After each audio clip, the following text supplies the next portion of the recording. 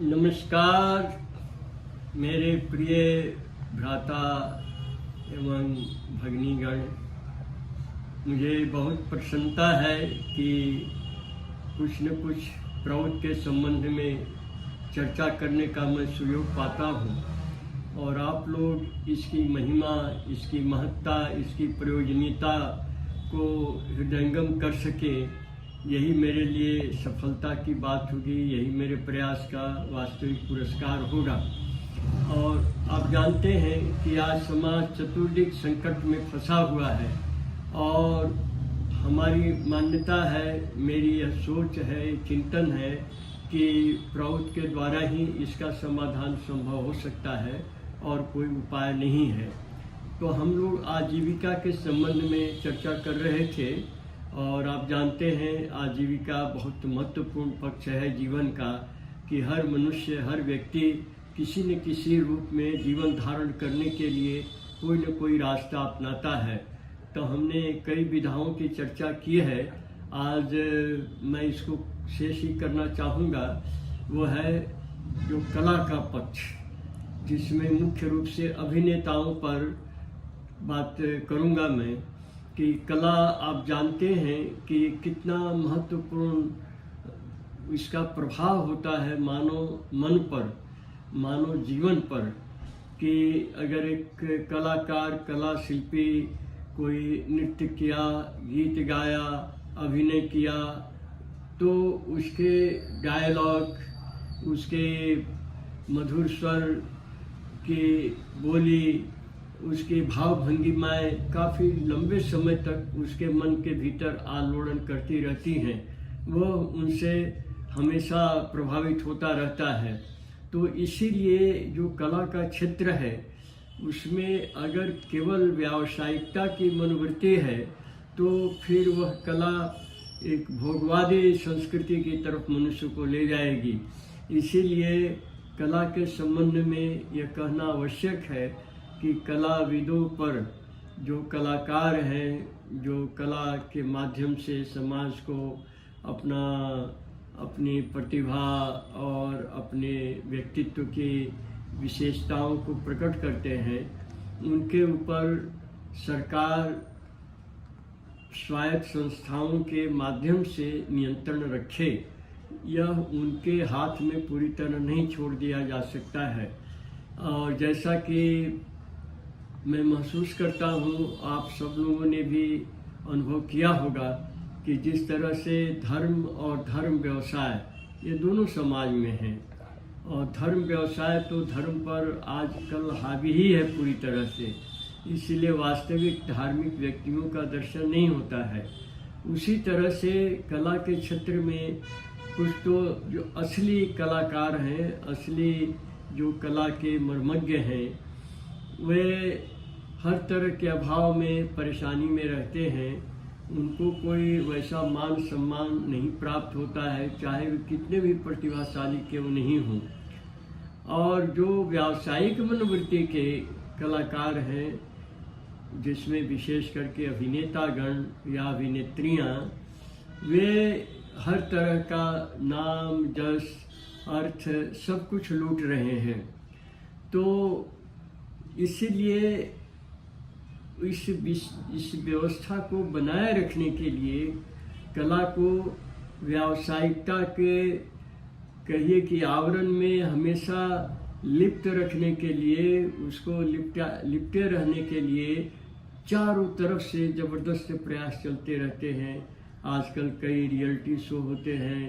कहीं कभी होता है कौन बनेगा करोड़पति, ऐसा कार्यक्रम होता है, और तरह तरह के सीरियल। इन्हीं चीज़ों के विभिन्न रूप हैं कि कला पूरी तरह से वास्तविकता के कब्जे में, उसके गिरफ्त में आ गई है। तो इसमें यद्यपि कला का क्षेत्र जैसा प्रवृत्ति का सोचना है, प्रवृत्ति की चिंताधारा है कि यह कल्याण मधुर होना चाहिए, सेवा मूलक होना चाहिए। इसका उद्देश्य लोगों के जो अंधकार में मन का जगत है, जो निवृत्त, बिल्कुल वीरान, सुनसान, ऐसा जो मन के जो क्षेत्र हैं, उनको आलोकित कर देना,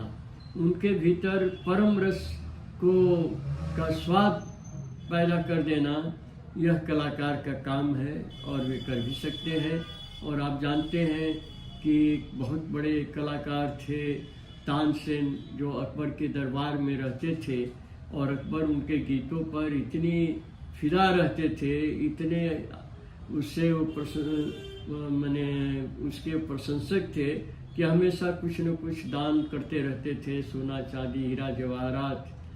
लेकिन जब उन्होंने तानसेन के गुरु हरिदास को सुना तो अकबर ने एकांत में तानसेन को कहा कि तानसेन, तुम तो जैसे तुम्हारे गुरु सूर्य हैं, तो तुम तो एक दीपक की भांति हो, तुम्हारा तो बिल्कुल फीका रस हो जाता है उनके संगीत के सामने, उनके गायन के सामने। तो तानसेन का भी बड़ा सधा हुआ उत्तर था कि क्यों नहीं होगा महाराज, मैं तो हिंदुस्तान के बादशाह के लिए गाता हूँ, उनको प्रसन्न करने के लिए गाता हूँ, और मेरे गुरु हरिदास जी दुनिया के बादशाह के लिए, विश्व नियंता को प्रसन्न करने के लिए गाते हैं। तो यह अंतर तो स्वाभाविक ही है। तो इस तरह की मनोभावना कि हमारा जो गायन हो वो समाज के लिए कल्याण मधुर हो, तरुण तरुणियों के लिए आदर्श मूलक हो, जिससे कि वे सही राह से भटक नहीं जाएं, ये बहुत बड़ा दायित्व और मैं समझता हूँ कि एकमात्र दायित्व है कलाकारों के ऊपर, कला शिल्पियों के ऊपर, कला मर्मज्ञों के ऊपर, जिनकी प्रतिभा हमेशा नवयुवकों को प्रभावित करती रहती है, नवयुवतियों को जो हमेशा मन को आकृष्ट करती रहती है। तो इसी मामले में ये ध्यान रखना जरूरी है कि कला को पूरी तरह से कला शिल्पियों के हाथों में नहीं छोड़ दिया जाए। उन पर सरकार स्वायत्त संस्थाओं के माध्यम से, सहकारी संस्थाओं के माध्यम से नियंत्रण रखे और किसी भी दुराचारी, निकृष्ट, व्यक्तित्वहीन, वासनाओं से घिरा हुआ व्यक्ति को कभी भी कला के क्षेत्र में प्रवेश का या प्रदर्शन करने का अधिकार नहीं देना होगा। और ऐसे लोगों को पहले सुधार गृह में या संशोधनालय में, संशोधनागार में रख करके उनके भीतर बृहत की भावना, महत की भावना, परम पुरुष ब्राह्मी भावना, समाज तत्व की भावना, हर व्यक्ति के कल्याण की भावना को जागृत करके इस लायक बनाया जाएगा कि उनकी कला समाज के लिए आशीर्वाद के रूप में रहे, संपद के रूप में रहे, किसी भी तरह से वो बोझ के रूप में या एक भार के रूप में नहीं रहे। तो इसीलिए ये जो कलाकार हैं उनका दायित्व रहेगा अपनी कला के माध्यम से लोगों के भीतर एक कल्याण मधुर, एक अपनापन, एक आंतरिकता पैदा करना, और उस आंतरिकता के माध्यम से, उस मन के सूक्ष्म संवेदन के माध्यम से उन्हें आदर्श के ऊंचे पथ की ओर प्रेरित कर देना। तो इसीलिए जो कला का क्षेत्र है, यद्यपि सरकार के नियंत्रण करे उसको, और उसमें स्वायत्त संस्थाओं का बहुत महत्वपूर्ण स्थान है, किंतु कला का विषय क्या हो, कला किस प्रकार से उसको लोगों के सामने प्रस्तुत किया जाए जिससे कि वो हर तरह से कल्याणकारी और सेवापरायण भाव से लोगों को प्रेरित कर सके, ये कलाकारों पर ही, कला शिल्पियों पर ही छोड़ देना चाहिए। इसमें सरकार का या स्वायत्त संस्थाओं का कोई दखल नहीं होना चाहिए। इसके साथ ही यह बहुत आवश्यक है समझना कि जो आज कला का उपयोग व्यवसाय के लिए हो रहा है और करोड़ों करोड़ों की आमदनी की जा रही है, तो इसका मूल कारण यही है कि लोग इतने जीवन की परिस्थितियों से परेशान रहते हैं कि मन को आनंदित करने के लिए, विश्राम देने के लिए, मनोरंजन करने के लिए कला का सहारा लेते हैं। इसीलिए वो टीवी, सिनेमा घर या नाटक मंचों पर जा कर के अपनी इस तृप्ति को पाने की कोशिश करते हैं।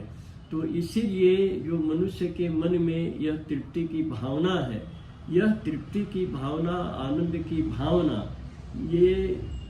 भोगवादी संस्कृति का ग्रास नहीं बन जाए, इस पर नज़र रखना समाज और राष्ट्र दोनों का कर्तव्य है। और मैं समझता हूँ कि जब हम देख रहे हैं कि सिनेमा या टीवी, रेडियो, अखबार,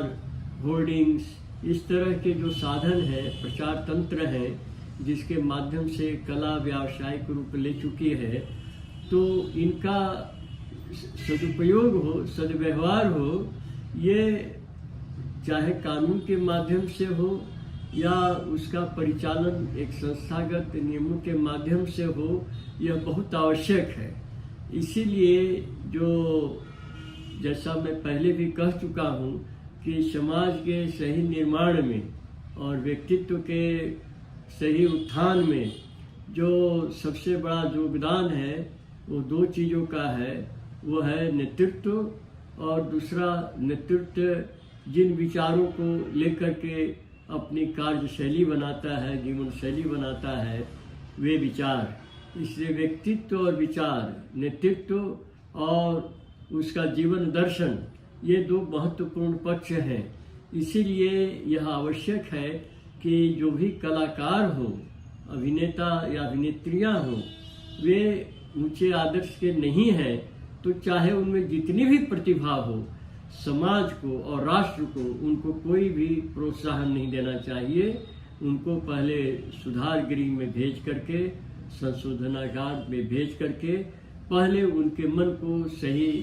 रास्ते पर लाने का प्रयास करना चाहिए, जिससे कि जिस आदर्श को वो प्रकट करें, जो उनकी जीवन शैली लोगों के सामने आए, वह हमेशा कल्याणकारी हो, समाज को आगे बढ़ाने वाला हो। और एक बात और मैं यहाँ कहना चाहूँगा कि बहुत से लोग ऐसे हैं जो कि अपनी प्रतिभा के द्वारा तो समाज में प्रशंसित होते हैं, नाम और यश धन सब बटोरते हैं, लेकिन उनका व्यक्तिगत जीवन जो मंच से जब बाहर आते हटते हैं तो मद्यपान में या अन्य तरह के दुष्चरित्रता में उनका जीवन खो जाता है, उसमें लिप्त हो जाता है। तो इसीलिए ऐसे लोग, ऐसे दुराचारी, मद्यप, चरित्रहीन लोगों को अच्छी तरह से समझ करके ही उनको मंच पर लाना चाहिए, ताकि वे लोगों में कोई घटिया मूल्य प्रचार का माध्यम नहीं बन सके। उनके द्वारा जो समाज का कल्याण हो सकता है, उनके चारित्रिक हीनता के कारण, उनके मन की क्षुद्रता के कारण, उससे समाज सुरक्षित रहे, यह देखना बहुत आवश्यक है। इसीलिए कला के संबंध में इतना कहना यथेष्ट मैं समझता हूँ कि जो कलाकार है, जो अभिनेता है, वे केवल धन की दृष्टि से ही कला को नहीं देखें और इसी को महसूस करें कि कला मनुष्य के भीतर जबरदस्त परिवर्तन ला सकती है। वह केवल मनोरंजन और शौक का ही साधन नहीं होनी चाहिए। इसीलिए कलाकारों के जीवन यापन के बारे में, उनके जीवन निर्वाह के बारे में सरकार और समाज को भी गंभीरता से सोचना चाहिए कि वे लोग किसी भी तरह से निराश्रित, आश्रयहीन, असहाय नहीं महसूस करें